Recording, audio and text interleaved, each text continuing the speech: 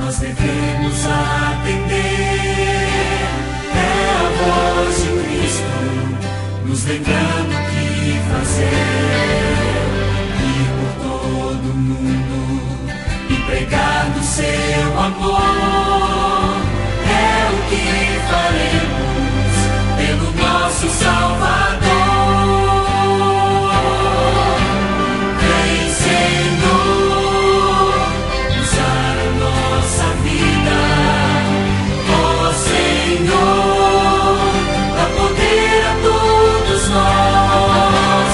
Com amor falaremos cada dia.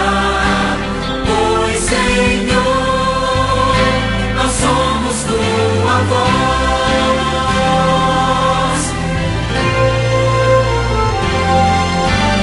Para este tempo, para